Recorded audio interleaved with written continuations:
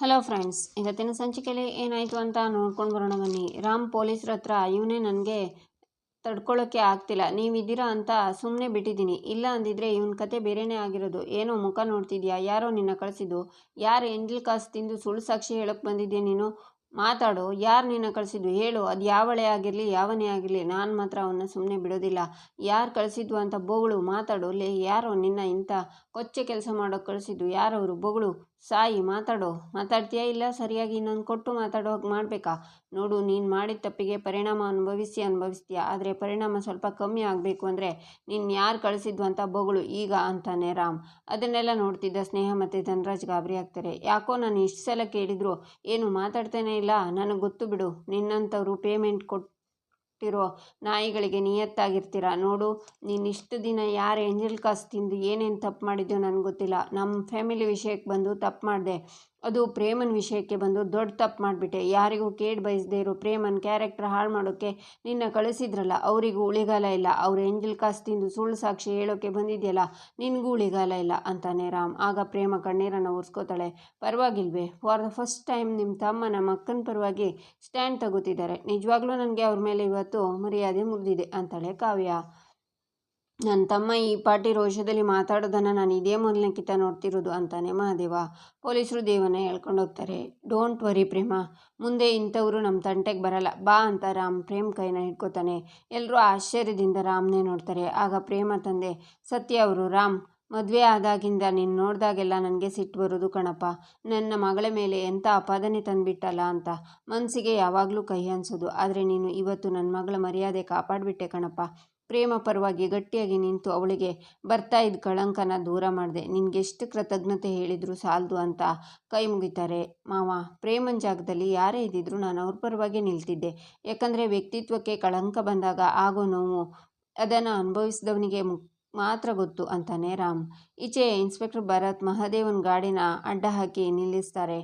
Driver ಹತ್ರ ಯಾರೋ ಈ ಗಾಡಿ ಓನರು ಅಂತಾರೆ. ಮಹಾದೇವಣ್ಣ ಸರ್, ಅವ್ರ ಹತ್ರ ನಾವು ಕೆಲಸ ಮಾಡ್ತಿದ್ದೀವಿ, ಎಲ್ಲ ಡಾಕ್ಯುಮೆಂಟ್ಸು ಕರೆಕ್ಟಾಗಿದೆ, ಪೇಪರ್ಗಳು ನಮ್ಮ ಹತ್ರ ಇದೆ ಸರ್ ಅಂತಾರೆ ಡ್ರೈವರ್. ಏಯ್, ನಾನು ಕೇಳಿದ್ನ ಅದನ್ನು ಮುಚ್ಕೊಂಡು ನಾನು ಕೇಳಿದ್ದಕ್ಕೆ ಮಾತ್ರ ಆನ್ಸರ್ ಮಾಡು.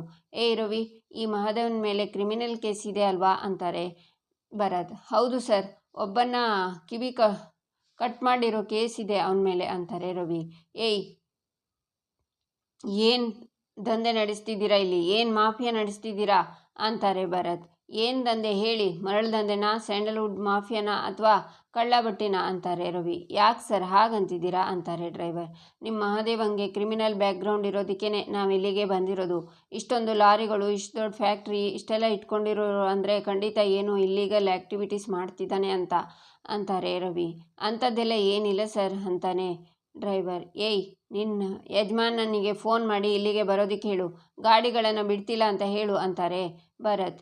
ಈಚೆ ಕೋರ್ಟಿಂದ ಎಲ್ಲರೂ ಮನೆಗೆ ಬರ್ತಾರೆ. ಆಗ ಮಹಾದೇವನಿಗೆ ಡ್ರೈವರ್ ಕಾಲ್ ಮಾಡ್ತಾನೆ. ಹೇಳ ಸೀನಿ ಅಂತಾನೆ ಮಹಾದೇವ. ಅಣ್ಣ, DYC ಸಾಹೇಬರು ನಮ್ಮ ಗಾಡಿನ ಹಿಡಿದ್ಬಿಟ್ಟವ್ರೆ, ಮುಂದೆ ಹೋಗೋಕ್ಕೆ ಬಿಡ್ತಿಲ್ಲ ಅಂತಾನೆ ಸೀನಿ. ಅದರಲ್ಲಿ ಅಂಥದ್ದೇನಿಲ್ಲ ಐತೆ ಅಂತ ಹಿಡ್ದವರು? ಡಾಕ್ಯುಮೆಂಟ್ ಎಲ್ಲ ಕರೆಕ್ಟಾಗಿ ಹಿಡ್ಕೊಂಡು ಹೋಗ್ತಾ ಇದ್ದೀರಾ ತಾನೇ, ಅದನ್ನು ತೋರಿಸಿ ಅವರಿಗೆ ಅಂತಾನೆ ಮಹಾದೇವ. ಡಾಕ್ಯುಮೆಂಟ್ಸ್ ಎಲ್ಲ ಕರೆಕ್ಟಾಗೇ ಇದೆ, ಆದರೆ ಅಂತಾನೆ ಸೀನಿ. ಏನಾದರೆ ಅಂತಾನೆ ಮಹಾದೇವ.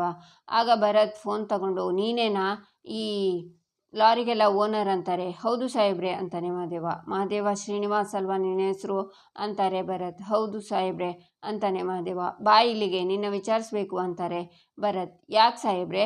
ಗಾಡಿ ಡಾಕ್ಯುಮೆಂಟ್ ಎಲ್ಲ ಕರೆಕ್ಟಾಗವೆ ಅಂತಾನೆ ಮಹಾದೇವ. ಯಾವನಿಗೆ ಗೊತ್ತು, ನೀನು ಆ ಡಾಕ್ಯುಮೆಂಟ್ನೆಲ್ಲ ಯಾವನಿಗೋ ಲಂಚ ಕೊಟ್ಟು ಮಾಡಿಸ್ಕೊಂಡಿದ್ದಿರ್ಬೋದು. ನೀನು ಇಲ್ಲಿಗೆ ಬಾ, ನಿನ್ನ ಹತ್ರ ಮಾತಾಡಬೇಕು ಅಂತಾರೆ ಭರತ್. ಯಾಕೆ ಸಾಹೇಬ್ರೆ ಹಾಗೆಲ್ಲ ಮಾತಾಡ್ತಿದ್ದೀರಾ? ನಾವು ಯಾಕೆ ಅಂಥ ಕೆಲಸ ಮಾಡೋಣ? ಎಲ್ಲ ಡಾಕ್ಯುಮೆಂಟ್ಸ್ ಕಾನೂನು ಪ್ರಕಾರವಾಗೇ ಮಾಡಿಸಿದ್ದೀನಿ. ನೋಡಿ, ಡಾಕ್ಯುಮೆಂಟ್ಸ್ನ ಚೆಕ್ ಮಾಡಿ, ಗಾಡಿನ ಬಿಟ್ಟು ಕಳಿಸಿ ದಯವಿಟ್ಟು ಅಂತಾನೆ ಮಹಾದೇವ. ನಿನ್ನ ಗಾಡಿ ಮುಂದಕ್ಕೆ ಹೋಗಬೇಕು ಅಂತಂದರೆ ನೀನು ಇಲ್ಲಿಗೆ ಬರಲೇಬೇಕು ಅಂತಾರೆ ಭರತ್. ಅದನ್ನೆಲ್ಲ ಚೆಕ್ ಮಾಡಿ ಗಾಡಿ ಬಿಟ್ಟು ಕಳಿಸಿ, ಲೋಡ್ಗೆ ಲೇಟ್ ಆಗುತ್ತೆ ಅಂತಾನೆ ಮಹಾದೇವ. ಚೆಕ್ ಮಾಡ್ತಿದ್ದೀನಿ, ಅದಕ್ಕೆ ನಿನಗೆ ಕಾಲ್ ಮಾಡಿರೋ. ಇದು ಡಾಕ್ಯುಮೆಂಟ್ಸ್ ಎಲ್ಲ ನೀಟಾಗಿ ಇದ್ಬಿಟ್ರೆ ಸಾಲ. ಹೆಡ್ಲೈಟ್ ಸರಿಯಾಗಿಲ್ಲ, ನಿನ್ನ ಗಾಡೀಲಿ ಇಂಡಿಕೇಟ್ರ್ ವರ್ಕ್ ಆಗ್ತಿಲ್ಲ, ಗಾಡಿ ನಂಬರ್ ಪ್ಲೇಟ್ಸ್ ಕೂಡ ಸರಿಯಾಗಿಲ್ಲ, ಈ ಥರ ಎಷ್ಟೋ ಸಮಸ್ಯೆ ಇದೆ ನಿನ್ನ ಗಾಡೀಲಿ. ಅದ್ರ ಜೊತೆಗೆ ನಿನ್ನ ವಿಚಾರಿಸ್ಬೇಕು ನಾನು. ಬಾಯಿಲಿಗೆ ಅಂತಾರೆ ಭರತ್. ಸಾಹೇಬ್ರೆ, ನನ್ನ ಕೆಲಸ ಕಾರ್ಯ ಬಿಟ್ಟು ನಾನು ಅಲ್ಲಿವರೆಗೆ ಬರೋಕ್ಕಾಯ್ತದ? ಅಲ್ಲಿ ನಾನು ಯಾಕೆ ವಿಚಾರಿಸ್ಬೇಕು? ನೀವು ಗಾಡಿ ಡಾಕ್ಯುಮೆಂಟ್ ಕರೆಕ್ಟಾಗಿದೆ, FC ಮಾಡಿಸಿದ್ದೀನಿ, ಅದೇನು ಸಮಸ್ಯೆ ಇದೆ ಅಂತ ಹೇಳಿದ್ರಲ್ಲ, ಅದಕ್ಕೆಲ್ಲ ಎಷ್ಟು ಫೈನ್ ಕಟ್ಟಬೇಕು ಅಂತ ಹೇಳಿಬಿಡಿ, ನಮ್ಮ ಹುಡುಗನ ಕಳಿಸ್ತೀನಿ, ಅವ್ನು ಕಟ್ತಾನೆ. ಹಾಗೆ ರಶೀದಿ ಕೊಟ್ಟು ನಮ್ಮ ಲಾರಿನ ಬಿಟ್ಟು ಕಳಿಸಿ ಅಂತಾನೆ ಮಹಾದೇವ. ಒಂದು ಸಲ ಹೇಳಿದರೆ ಗೊತ್ತಾಗಲ್ಲ ನಿನಗೆ? ನೀನು ಇಲ್ಲಿಗೆ ಬರೋವರೆಗೂ ನಿನ್ನ ಗಾಡಿ 1 ಇಂಚು ಕದಲೋದಿಲ್ಲ, ಗೊತ್ತಾಯ್ತಾ ಅಂತಾರೆ ಭರತ್. ಯಾಕೆ ಸರ್, ಗಾಡಿ ಡಾಕ್ಯುಮೆಂಟ್ಸ್ ಎಲ್ಲ ಕರೆಕ್ಟಾಗೇ ಇದೆ, ಅದೇನೋ ಸಮಸ್ಯೆ ಇದೆ ಅಂದರೆ ಅದಕ್ಕೂ ಫೈನ್ ಕಟ್ತೀನಿ ಅಂದೆ. ಕೇಳ್ತಿಲ್ವಲ್ಲ, ಯಾಕೆ ಹಿಂಗೆಲ್ಲ ಮಾಡ್ತಿದ್ದೀರಾ ನೀವು?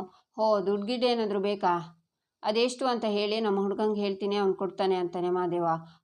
ನಿಮ್ಮ ಹುಡುಗ್ರ ಕೈಲಿ ದುಡ್ಡು ಕೊಡ್ತೀಯಾ? ಇವೆಲ್ಲ ಆ್ಯಟಿಟ್ಯೂಡ್ ನನ್ನ ಮುಂದೆ ನಡೆಯಲ್ಲ ಮರಿ.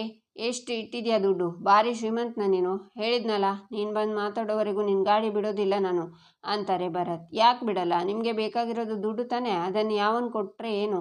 ನಮ್ಮ ಹುಡುಗರು ಕೊಡ್ತಾರೆ ಅಂತ ಹೇಳ್ತಾವನಲ್ಲ, ಅದನ್ನು ಇಳಿಸ್ಕೊಂಡು ನಮ್ಮ ಗಾಡಿನ ಬಿಟ್ಟು ಕಳಿಸಿ ಅಂತಾನೆ ಮಹಾದೇವ. ಯಾಕೋ ವಾಯ್ಸ್ ಜೋರಾಗ್ತಿದೆ? ಹೇಳಿದ್ನಲ್ಲ, ಇವೆಲ್ಲ ನನ್ನ ಮುಂದೆ ನಡೆಯಲ್ಲ. ನೀನು ಯಾರೇ ಇರು, ನಾನು ಕೇರ್ ಮಾಡಲ್ಲ. ಈಗಲೇ ನಿನ್ನ ಗಾಡಿಗಳನ್ನು ಸೀಸ್ ಮಾಡ್ತಿದ್ದೀನಿ, ನೀನು ಅದು ಹೇಗೆ ಬರಲ್ಲ ಅಂತ ನಾನು ನೋಡೇ ಬಿಡ್ತೀನಿ ಅಂತಾರೆ ಭರತ್. ಆಯ್ತು ಬಿಡಿ ಸರ್, ನೀವು ಹಠ ಮಾಡಿದರೆ ನಮಗೂ ಹಠ ಮಾಡೋಕ್ಕೆ ಬರ್ತದೆ. ನಾನಿರೋ ಜಾಗಕ್ಕೆ ನನ್ನ ಗಾಡಿನ ಹೆಂಗೆ ಕರ್ಸ್ಕೋಬೇಕು ಅಂತ ನಂಗೆ ಚೆನ್ನಾಗಿ ಗೊತ್ತು ಅಂತಾನೆ ಮಹಾದೇವ. ಭಾರಿ ಇನ್ಫ್ಲೂಯೆನ್ಸ್ ಪರ್ಸನ್ನು ನೀನು. ಹೇಳಿದ್ನಲ್ಲ, ನೀನು ಅದು ಯಾವನೇ ಆಗಿದ್ರೂ ನಿನ್ನ ಆಟ ನನ್ನ ಮುಂದೆ ನಡೆಯಲ್ಲ ಅಂತ. ನಿನ್ನ ಗಾಡಿ ಸೀಸ್ ಮಾಡ್ತಿದ್ದೀನಿ, ನೀನು ಸ್ಟೇಷನ್ಗೆ ಬಂದು ನನ್ನ ಮೀಟ್ ಮಾಡೋವರೆಗೂ ನೀನು ಅದೇನು ತಿಪ್ಪಲಾಗ ಹಾಕಿದ್ರು ನಾನು ಬಿಡಲ್ಲ ಅಂತಾರೆ ಭರತ್. ಅದು ಹೆಂಗೆ ಸಿಗಾಕಿಲ್ಲ ಅಂತ ನಾನು ನೋಡ್ತೀನಿ ಸಾಹೇಬ್ರೆ. ನೀವು ಮಾತಾಡ್ತಾ ಇರೋ ದಾಟಿ ನೋಡಿದರೆ ನನಗೆ ಆರ್ಡ್ರ್ ಮಾಡಿ ಸ್ಟೇಷನ್ಗೆ ಕರ್ಸ್ಕೊಳ್ಳೋದೇ ನಿಮ್ಮ ಉದ್ದೇಶ ಅಂತ ಕಾಣುತ್ತೆ. ಯಾವನಾದರೂ ಆರ್ಡ್ರ್ ಮಾಡಿದರೆ ಬಗ್ಗೋ ಮಗನೇ ಅಲ್ಲ ನಾನು. ನನ್ನ ತಪ್ಪಿಲ್ಲ ಅಂದರೆ ಅವನು ಯಾವನೇ ಆಗಿದ್ರೂ ಅವನಿಗೆ ತಲೆ ಕೆಡಿಸ್ಕೋದಿಲ್ಲ. ನಾನಿರೋ ಜಾಗಕ್ಕೆ ನನ್ನ ಗಾಡಿನ ಹೆಂಗೆ ಕರ್ಸ್ಕೋಬೇಕು ಅಂತ ನನಗೆ ಗೊತ್ತು. ಹಂಗೆ ಕರ್ಸ್ಕೊಳ್ಳಿಲ್ಲ ಅಂದರೆ ನನ್ನ ಹೆಸರು ಮಹಾದೇವನೇ ಅಲ್ಲ ಅಂತಾನೆ ಮಹಾದೇವ. ನನಗೆ ಚಾಲೆಂಜಾ? ಆಗಲಿ, ನಿನ್ನಂಥವ್ರನ್ನ ಎಷ್ಟು ಜನನ ಬಗ್ಸಿಲ್ಲ ನಾನು. ರೀ, ಈ ಗಾಡಿಗಳನ್ನು ಸೀಸ್ ಮಾಡಿರಿ, ಭರತ್ ಏನು ಅಂತ ತೋರಿಸ್ತೀನಿ ಅವನಿಗೆ ಅಂತ ಕಾಲ್ ಕಟ್ ಮಾಡಿ ಇನ್ಸ್ಪೆಕ್ಟರ್ ಹೋಗ್ತಾರೆ. ಮಹಾದೇವನ ಗಾಡಿನ ತೊಗೊಂಡೋಗ್ತಾರೆ. ಈಚೆ ರಾಮ್ಗೆ ರಾತ್ರಿ ಪ್ರೇಮ ಹಾಲು ತಂದುಕೊಟ್ಟು, ಬಿಸಿ ಬಿಸಿ ಇದೆ ಕುಡಿ, ಹಾಲು ಕುಡಿದು ಮಲಗಿದ್ರೆ ಚೆನ್ನಾಗಿ ನಿದ್ದೆ ಬರುತ್ತೆ ಅಂತಾಳೆ. ಥ್ಯಾಂಕ್ಸ್ ಪ್ರೇಮ ಅಂತಾನೆ ರಾಮ್. ಹಾಲನ್ನು ಕುಡಿತಾನೆ. ರಾಮ್, ನಿನಗೊಂದು ಪ್ರಶ್ನೆ ಕೇಳಬೇಕು, ಕೇಳಲ್ಲ ಅಂತಾಳೆ ಪ್ರೇಮ. ಕೇಳು ಅಂತಾನೆ ರಾಮ್. ಅದು ಜಡ್ಜ್ ಹತ್ರ ನನ್ನ ಜೊತೆ ಬದುಕೋಕ್ಕೆ ಇಷ್ಟ ಇಲ್ಲ ಅಂತ ಯಾಕೆ ಹೇಳಲಿಲ್ಲ ನೀನು? ಆವಾಗ ಹೇಳಿಬಿಟ್ಟಿದ್ದಿದ್ರೆ ಎಲ್ಲ ಮುಗ್ದೋಗಿರ್ತಿತ್ತಲ್ವಾ? ಕಾನೂನೇ ನಮ್ಮ ಮದುವೆನ ಅಮಾನತು ಮಾಡ್ತಾಯಿತ್ತು, ಆಗ ನನ್ನಿಂದ ಬಿಡುಗಡೆನೂ ಸಿಕ್ಕಿರೋದು. ಯಾಕೆ ರಾಮ್ ಅಂತ ಅವಕಾಶ ಸಿಕ್ಕಿದಾಗ ಯಾಕೆ ಬಳಸ್ಕೊಳ್ಳಲಿಲ್ಲ ನೀನು ಅಂತಾಳೆ ಪ್ರೇಮ. ಆವಾಗಲೇ ಹೇಳಿದ್ನಲ್ಲ ಪ್ರೇಮ, ನಾನು ಹಾಗೆ ಹೇಳಿದಿದ್ರೆ ಆ ಸುಳ್ಳು ಸಾಕ್ಷಿ ಹೇಳೋಕೆ ಬಂದಿರೋನ ಕಟ್ಕತೆನೇ ನಿಜ ಆಗ್ತಿತ್ತು. ಎಲ್ಲರ ಮುಂದೆ ನಿನ್ನ ವ್ಯಕ್ತಿತ್ವ ಹಾಳಾಗ್ತಿತ್ತು. ಅದು ನನಗೆ ಬೇಕಾಗಿರಲಿಲ್ಲ. ಅದು ಸರಿ, ಆ ಮ್ಯಾರೇಜ್ ಅನಲ್ಮೆಂಟ್ ಅಪೀಲ್ನ ನಿಂದೇ ಸಹಿ ಇರೋದು ಅಂತ ಒಪ್ಕೊಂಡೆ, ಆದರೆ ಯಾವಾಗ ಎಲ್ಲಿ ಸಹಿ ಹಾಕಿದೆ ಅಂತ ನಿನಗೆ ನೆನಪಾಗ್ತಿಲ್ವಾ? ಯಾರಾದರೂ ಬೇರೆ ಡಾಕ್ಯುಮೆಂಟ್ಸ್ ಅಂತ ಹೇಳಿ ಸಹಿ ಹಾಕ್ಸ್ಕೊಂಡಿದ್ರಾ? ಸ್ವಲ್ಪ ನೆನ್ಪು ಮಾಡ್ಕೊ ಪ್ರೇಮ ಅಂತಾನೆ ರಾಮ್. ಆಗ ಪೂರ್ವಿ ಸೈನ್ ಹಾಕ್ಸಿರೋದು ಪ್ರೇಮಗೆ ನೆನಪಾಗತ್ತೆ. ಆ ಪೂರ್ವಿ ಸೈನ್ ಮಾಡಿಸ್ಕೊಂಡಿರೋದು ಅಂತ ರಾಮ್ ತಲೆಗೆ ತುಂಬೋದು ಬೇಡ. ಆಮೇಲೆ ಪೂರ್ವಿ ಮೇಲೆ ಅವನು ಸಿಟ್ಟು ಮಾಡ್ಕೋತಾನೆ ಅಂತ ಪ್ರೇಮ ಯೋಚನೆ ಮಾಡ್ತಾಳೆ. ಪ್ರೇಮ, ಏನು ಯೋಚನೆ ಮಾಡ್ತಿದ್ಯಾ ಅಂತಾನೆ ರಾಮ್. ಏನಿಲ್ಲ, ಬಿಟ್ಬಿಡು, ಹೋಗಲಿ, ಯಾರಾದರೂ ಸೈನ್ ಮಾಡಿರಲಿ. ಈಗ ಸದ್ಯ ಎಲ್ಲ ಸರಿ ಹೋಯ್ತಲ್ಲ, ಈಗ ನೀನು ಹಾಲು ಕುಡಿದು ನಿದ್ದೆ ಮಾಡು ಅಂತ ಪ್ರೇಮ ಹೋಗ್ತಾಳೆ. ಪ್ರೇಮ ಕೈಲಿ ಆ ಫೀಲ್ಗೆ ಯಾರು ಸೈನ್ ಮಾಡ್ಕೊಂಡಿರ್ಬೋದು? ಇಂಥ ಕೆಲಸ ಯಾರು ಮಾಡೋಕ್ಕೆ ಸಾಧ್ಯ ಅಂತ ರಾಮ್ ಯೋಚನೆ ಮಾಡ್ತಾನೆ. ಈಚೆ ಮಹಾದೇವ, ಕಲ್ಯಾಣಿ, ಕಾವ್ಯ, ಪಂಚಮಿ 4 ಜನ ಕಾರಲ್ಲಿ ಹೋಗ್ತಾರೆ. ಆಗ ಕಿಟ್ಟಿ ಪೂರ್ವಿ ಹತ್ರ, ಈ 4 ಜನ ಎಲ್ಲಿಗೆ ಹೊರಟರು ಅಂತಾನೆ. ಅಯ್ಯೋ, ಆ ಪಂಚಮಿ ಹೆಸರಲ್ಲಿ ದಿನ ಪೂಜೆ ಮಾಡಿಸ್ತಿದ್ದಾರಂತೆ ಮಾವ, ಅದಕ್ಕೆ ಎಲ್ಲರೂ ದೇವಸ್ಥಾನಕ್ಕೆ ಹೋಗ್ತಿದ್ದಾರೆ ಅಂತಾಳೆ ಪೂರ್ವಿ. ಒಟ್ಟಿನಲ್ಲಿ ಇವ್ರ ಸಂಭ್ರಮ ನಿಲ್ಲೋದೇ ಇಲ್ಲ ಬಿಡು ಅಂತಾನೆ ಕಿಟ್ಟಿ. ಏನು ಸಂಭ್ರಮನೋ ಏನು ಕತೆನೋ ಪ್ರೇಮ. ಕಾವ್ಯ ಮನೆಗೆ ಬಂದಾಗಿಂದ ಸಂಭ್ರಮ ಎಲ್ಲ ಬರೀ ಅವರದ್ದೇ ಆಗಿದೆ. ನಾವು ಅವರನ್ನು ನೋಡಿ ಬರೀ ಹೊಟ್ಟೆ ಉರ್ಕೊಳ್ಳೋದು ಅಷ್ಟೇ ಅಂತಾಳೆ ಪೂರ್ವಿ. ನಿನ್ನೆನೇ ಎಲ್ಲ ಸರಿ ಹೋಗ್ತಿತ್ತು. ಆ ಪ್ರೇಮನ ಸರಿಯಾಗಿ ಲಾಕ್ ಮಾಡಿದರೆ, ಈ ರಾಮ್ ಒಂದೇ ಒಂದು ಮಾತು ನನಗೆ ಈ ಮದುವೆ ಇಷ್ಟ ಇಲ್ಲ ಅಂದಿದ್ರೆ ಎಲ್ಲನೂ ಮುಗ್ದೋಗಿರೋದು. ಆದರೆ ರಾಮ್ ಎಲ್ಲನೂ ಹಾಳು ಮಾಡಿಬಿಟ್ಟ ಅಂತಾನೆ ಕಿಟ್ಟಿ. ಹೌದು ಮಾವ, ಅಣ್ಣ ಒಳ್ಳೆ ಸ್ಟುಪಿಡ್ ತರಹ ಆಡ್ಬಿಟ್ಟ. ಆ ಪ್ರೇಮನ ಕೈಯಿಂದ ತಪ್ಪಿಸ್ಕೊಳ್ಳೋಕ್ಕೆ ಎಷ್ಟು ಒಳ್ಳೆ ಅವಕಾಶ ಸಿಕ್ಕಿತ್ತು.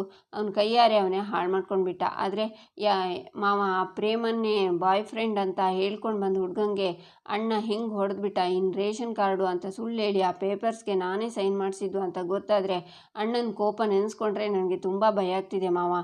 ನಾನು ಇಂಥದ್ದೊಂದು ಕೆಲಸ ಮಾಡಿದ್ದೀನಿ ಅಂತ ಗೊತ್ತಾದರೆ ಅವನು ಮಾತ್ರ ನನ್ನ ಸುಮ್ಮನೆ ಬಿಡಲ್ಲ ಮಾವ ಅಂತಾಳೆ ಪೂರ್ವಿ. ಆಗ ಅವ್ರ ಮಾತನ್ನು ಕೇಳಿಸ್ಕೊಂಡ ಪ್ರೇಮ ಅವ್ರ ಮುಂದೆ ಬಂದು ನಿಂತು ನಿಂತ್ಕೊಂಡು ಈ ಕೆಲಸ ನೀನೇ ಮಾಡಿರ್ತೀಯ ಅನ್ನೋ ಅನುಮಾನ ನನಗೆ ಇತ್ತು ಪೂರ್ವಿ. ಆದರೆ ಅವತ್ತು ರೇಷನ್ ಕಾರ್ಡ್ಗೆ ಸಹಿ ಬೇಕು ಅಂದಾಗ ನಿಮ್ಮೆಲ್ಲರ ಹೆಸರು ಜೊತೆ ನನ್ನ ಹೆಸರು ಸೇರಿಕೊಳ್ಳುತ್ತೆ ಅನ್ನೋ ಖುಷೀಲಿ ಅವತ್ತು ಸೈನ್ ಮಾಡಿದೆ. ಆದರೆ ನೀನು ಈ ಉದ್ದೇಶಕ್ಕೆ ನನ್ನ ಹತ್ರ ಸೈನ್ ಮಾಡಿಸಿದ್ದು ಅಲ್ಲ ಪೂರ್ವಿ. ಅವತ್ತು ಕೋರ್ಟಲ್ಲಿ ಕೇಳಿದಾಗ ಈ ಥರ ಕೆಲಸ ನಾನು ಮಾಡೇ ಇಲ್ಲ ಅಂತ ಹೇಳಿದೆ ಅಂತಾಳೆ ಪ್ರೇಮ. ಈಚೆ ದೇವಸ್ಥಾನದಲ್ಲಿ ಕಾವ್ಯನ ಇನ್ಸ್ಪೆಕ್ಟರ್ ಭರತ್ ಮೀಟ್ ಆಗ್ತಾರೆ. ಇಲ್ಲಿಗೆ ಈ ಸಂಚಿಕೆ ಮುಕ್ತಾಯವಾಗುತ್ತೆ. ಮುಂದಿನ ಸಂಚಿಕೆಗಾಗಿ ನಮ್ಮ ಚಾನಲನ್ನು ನೋಡಿ ಸಬ್ಸ್ಕ್ರೈಬ್ ಮಾಡಿ, ಲೈಕ್ ಮಾಡಿ, ಸಪೋರ್ಟ್ ಮಾಡೋದನ್ನು ಮರಿಬೇಡಿ.